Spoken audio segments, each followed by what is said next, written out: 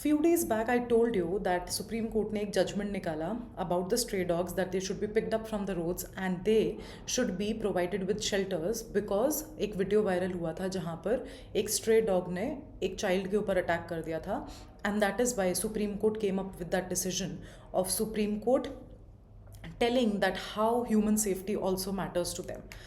But मैंने आपको उस वीडियो में ये भी बताया था कि वो पर्टिकुलर जजमेंट एक बहुत ज़्यादा क्रिटिसिज्म झेल रहा था because of the animal lovers and the animal activities presence in the country. So hello, welcome back to Ignite's law YouTube channel. आज मैं आपको बताने वाली हूँ इस वीडियो में कि वो स्ट्रे डॉग वाला जजमेंट जो है वो रिवाइज हो चुका है. सुप्रीम कोर्ट लेकर आ गया है नई guidelines and that is where for you to understand कि कौन से ऐसे लॉज और कौन से ऐसे प्रिंसिपल सुप्रीम कोर्ट ने लगाए हैं ताकि इस पर्टिकुलर वीडियो में आप ये समझ सको कि ये स्ट्रे डॉग वाला जजमेंट किस बेसिस पे और किन ग्राउंड्स पे रिवाइज हुआ है. Right, so let us begin. What changed at a glance, right? क्या ऐसी चीज़ें हैं जो अब चेंज हो गई हैं? The court modified its earlier August 11 direction that called for mass relocation of Delhi NCR strays to shelters. इस केस में क्या था जो मैंने आपको बताया था कि जितने भी डॉग्स थे उनका होना था mass relocation. Mass relocation means shifting from the roads to the shelters. But now what the Supreme Court has said, stray dogs are sterilized and immunized must be released back to the same localities they were picked up from. तो अब उन्होंने क्या बोला है supreme court ने कि जिन भी dogs को आपने इम्यूनाइज कर दिया है या फिर स्टरलाइज कर दिया है आप उनको रिलीज बैक करोगे. You will release those particular dogs to the stray streets they were picked up from. आपको उन्हें उन्हीं जगह पर छोड़ना होगा जहाँ से आपने उन्हें पिक किया था.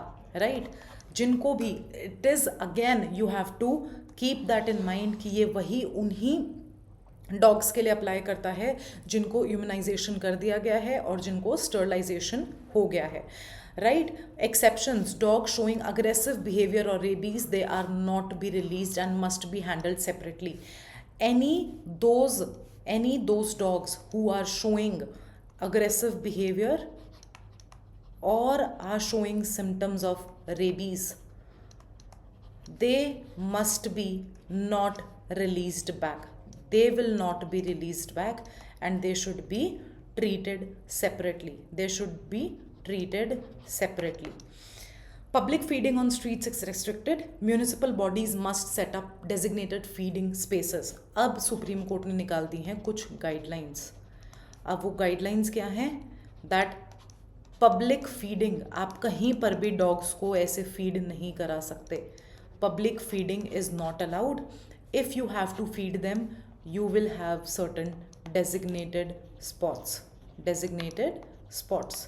बट क्या आपको नहीं लगता कि ऐसे क्या जो डॉग्स हैं क्या उनको ये पता होगा कि उनको फीडिंग कहाँ मिल रही है? आपको नहीं लगता कि अगर ये पब्लिक फीडिंग बंद कर रहे हैं तो देयर आर चांसेस कि बहुत सारे डॉग्स पर्टिकुलर सिनेरियो में स्टावेशन की वजह से उनकी डेथ हो जाए?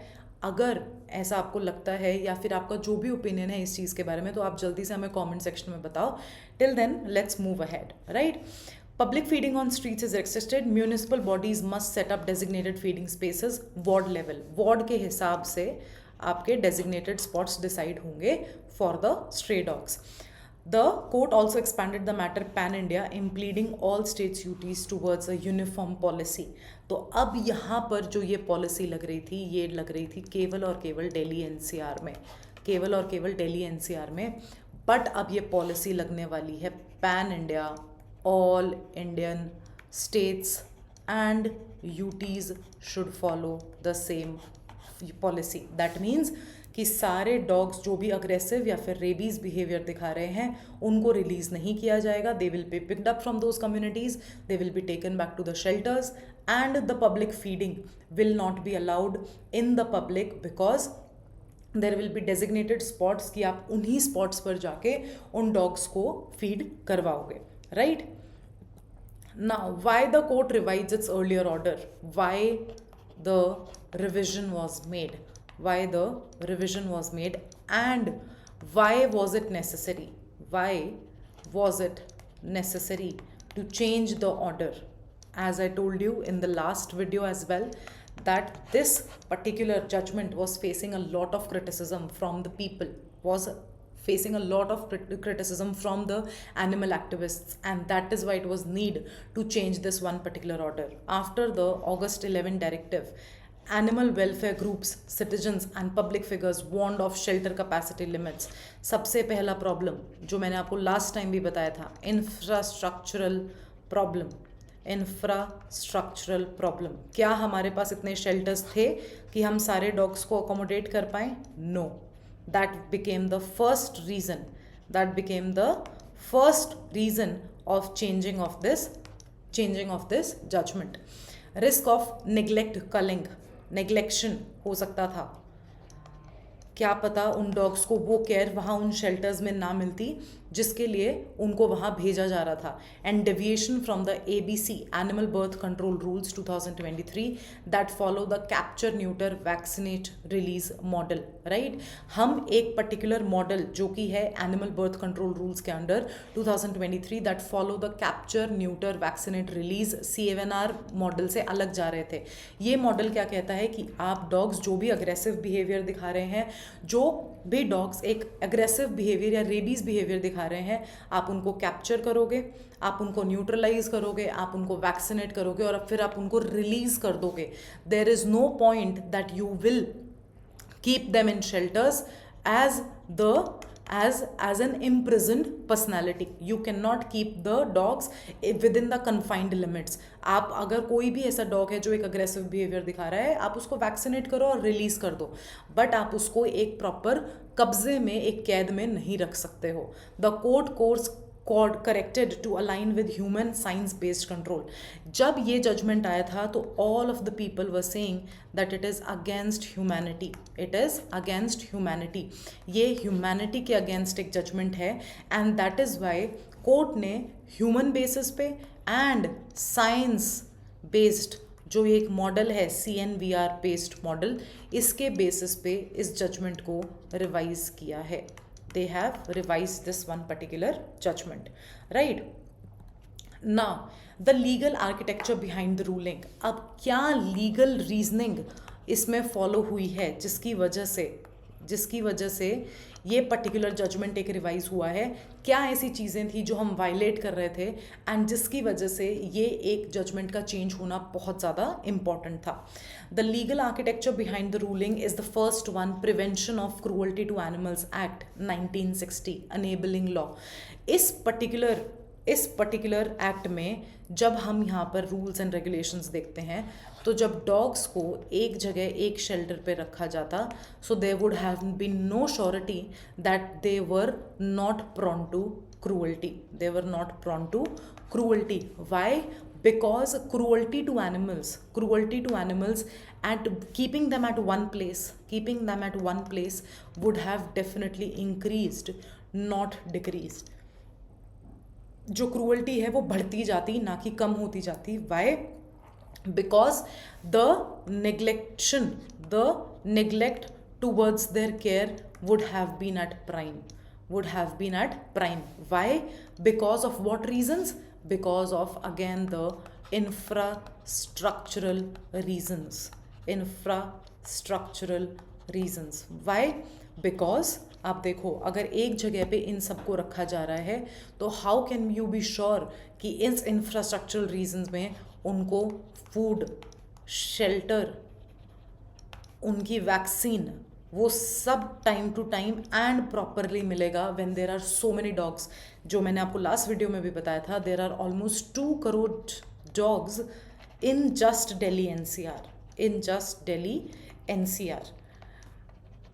And according to the statistics, there would have been almost 1500 crores budget that would have been required as per the judgment if it would have been followed, which was given by the Supreme Court.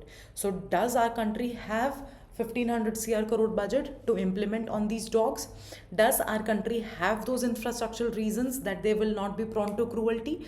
The food, shelter, vaccine providing on the time? And do you think that they wouldn't have been dying because of starvation and everything?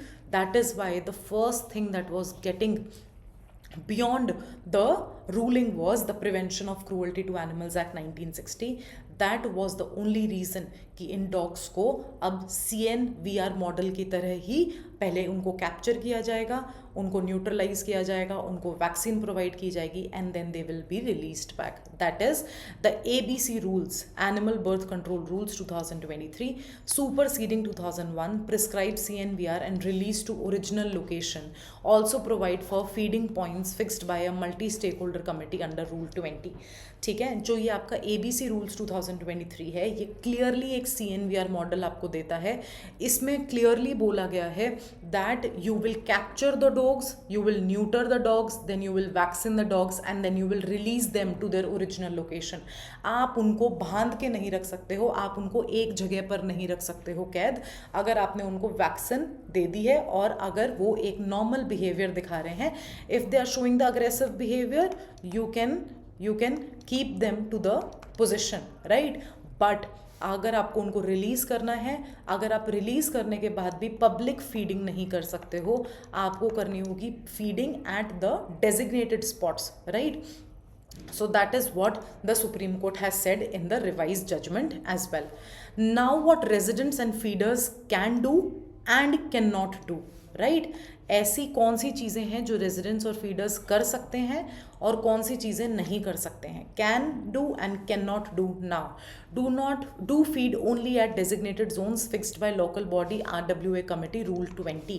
जो ये ABC rules का rule 20 है वो clearly बोलता है कि public feeding allowed नहीं है, आप करोगे डेजिग्नेटेड स्पॉट्स पे ही feeding, right? On the designated spots only. So the feeders and the residents can feed the dogs on the designated spots according to the Rule 20. Street corner feeding outside such spots can invite action under relevant legal framework as per the court's remarks today. So what they have said now that अगर कोई भी feeder या कोई भी resident एक street feeding करता हुआ दिखाई दिया तो then they would be liable under the proper legal frameworks which have the court said today that it will be strictly followed, that no dogs will be fed on the streets, right? Keep the area clean and coordinate with local authorities. अब ये जो designated spots हैं इनकी भी duty है कि ये भी क्लीन रखे जाएं और सारा जो coordination होगा वो होगा local authorities के through. All the coordination will happen through the local authorities and these designated spots should be clean enough to provide shelter and to provide the feeding to the public stray dogs, right? You may adopt community dogs through the municipal process, the court mentioned. RWA should cooperate with the sterilization and the vaccination drives. अब एक और जो guidelines supreme court ने दे दी है वो ये है कि अगर आपको किसी भी डॉग को अडॉप्ट करना है तो आप म्यूनिसिपल प्रोसेस से डॉग्स को क्या कर सकते हो, अडॉप्ट कर सकते हो. बट द RWAs की सबसे प्राइम रिस्पॉन्सिबिलिटी है कि आप पहले कॉर्पोरेट करोगे in the sterilisation and the vaccination. Sterilisation and the vaccination. So RWAs के ऊपर एक एडिशनल रिस्पॉन्सिबिलिटी जो कोर्ट ने दी है, सुप्रीम कोर्ट ने दी है, that is that it should be sterilisation and vaccinisation and any adoption of the community dogs of the stray dogs can happen through the municipal corporation process only. Clear? Now moving ahead, what municipalities must do. अभी तक तो हमने देखा कि क्या residents and feeders कर सकते हैं, right? And what they can and what they can not, right? Now what is the responsibility of the municipalities. अब हमें देखनी है म्यूनिसिपैलिटीज की responsibilities. Immediately release picked up dogs post sterilisation and vaccinisation back to their wards, segregate rabid aggressive dogs. तो सबसे पहला check point जो municipalities को करना है वो ये है दैट उन्होंने जहाँ से भी डॉग्स को उठाया था they will put them back on their specified wards after sterilisation and vaccinisation. After vaccinisation, अभी नहीं, पहले वैक्सीन प्रोवाइड करो, उसके बाद after vaccinisation leave them to their designated wards. और जितने भी रेबीड और अग्रेसिव डॉग्स हैं उनको आपको करना है सेग्रीगेट, उनको आपको अलग करना है। You have to keep them separate, you have to keep them separate, right? Create feeding zones. The second step is आप बनाओगे designated spots. The municipal corporation will create the designated spots. Publish SOPs and scale up ABC infrastructure, clinics, kennels, vets, right? उनको statement of purpose publish करना होगा और उनको देखना होगा ABC infrastructure कितना है, कितने vets की ज़रूरत है, कितने clinics की ज़रूरत है, कितने kennels की ज़रूरत है. They have to maintain the ABC infrastructure as per their wards basis. The court has expanded the case nationally, pointing to a uniform policy across the state UTs. तो ये वाली जो municipalities हैं, ये सिर्फ जो जजमेंट है ये दिल्ली एनसीआर में फॉलो नहीं करेंगी। जितने भी स्टेट्स और यूटीज़ हैं, जितने भी स्टेट्स और यूटीज़ हैं, उनकी सारी म्यूनिसिपैलिटीज़ को ये ऑर्डर है कि आप इसको मूव अहेड करोगे with all the immediate effect. सारी की सारी म्यूनिसिपैलिटीज़ को ये फॉलो करना है because this judgement will be followed pan India, right. Now public safety context, अब जब हमने लास्ट वीडियो में देखा था तो ये जो जजमेंट आया था वो किस लिए आया था? वो जजमेंट आया था सिर्फ इसलिए कि पब्लिक की सेफ्टी को देखना था। बट अब इस चीज़ का क्या होगा? अगर आप डॉग्स को फिर से रिलीज़ कर दोगे तो पब्लिक सेफ्टी कैसे मेंटेन होगी? The August 11 order was driven by rising dog bite and suspected rabies numbers. Reports cited millions of dog bite cases in 2024 and early 2025. Today's approach aims to balance safety and welfare, retain CNVR, restrict street feeding and isolate risky dogs. तो वो क्या कह रहे हैं कि ना हमने पहले ह्यूमन सेफ्टी को कॉम्प्रोमाइज़ किया था, ना इस जजमेंट से हम ह्यूमन सेफ्टी को कॉम्प्रोमाइज़ कर रहे हैं।